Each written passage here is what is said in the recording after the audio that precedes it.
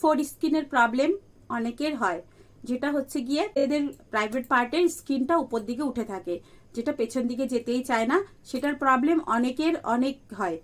অনেকে আমাকে কমেন্ট করেছো আর অনেকে আমাকে মেল করেছো যে আমাদের এটা নিয়ে একটা ভিডিও বানাও, তো সেই জন্যই আজকের ভিডিওটা। হ্যালো এভরিওয়ান, আমি সুধা সরকার। আমার চ্যানেলে তোমাদের সবাইকে অনেক অনেক ওয়েলকাম। আমার চ্যানেলে হেলথ রিলেটেড, সেক্স রিলেটেড অনেক ভিডিও পেয়ে যাবে। ভিডিওটা তোমরা পুরো দেখো, তাহলে কিন্তু অনেক কিছু মিস করবে। জানি তোমরা ভিডিওটা পুরো দেখতে চলেছো, তাও আমি বলে দিলাম ভিডিওটা পুরো দেখো। ভিডিওটা অনেক ইনফরমেটিভ হতে চলেছে, তাই ভিডিওটা পুরো দেখো। ফোর স্কিনের প্রবলেমে অনেক ছেলেরা ভুগছে।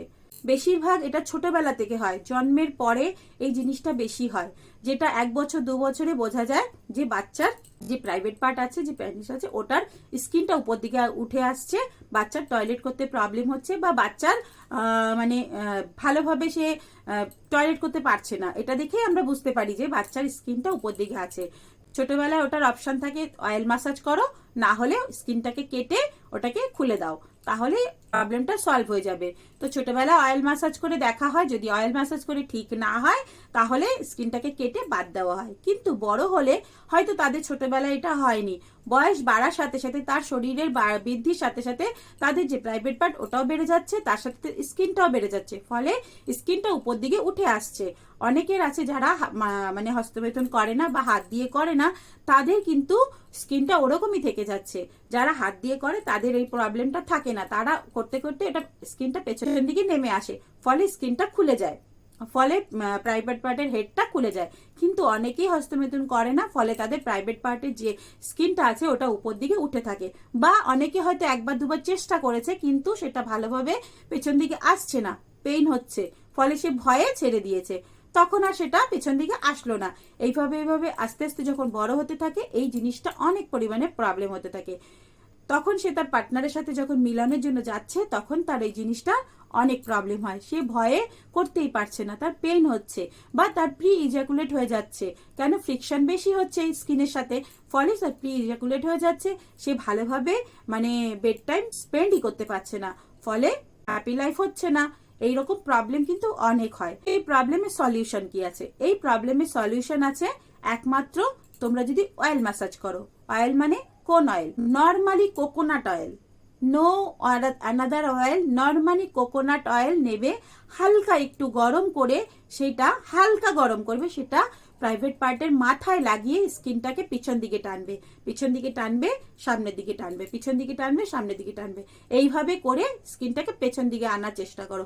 স্কিন থাকে ওটা ইলাস্টিকের মতন, আস্তে আস্তে আস্তে আস্তে টানতে টানতে ওটা খুলে যায়। আবার পারো নর্মাল ওয়াটার, যারা অয়েল ম্যাসাজ করতে না চাইছো, নর্মাল ওয়াটার, যখন তোমরা ওয়াশরুমে যাচ্ছ, যখন তোমরা টয়লেট করছো, নর্মাল ওয়াটার দিয়ে জায়গাটাকে ভালোভাবে ক্লিন করে নেবে, স্কিনটাকে সরিয়ে স্কিনের ভেতরে ভালোভাবে ক্লিন করে নর্মাল ওয়াটার দিয়ে পিছনে সামনে করবে।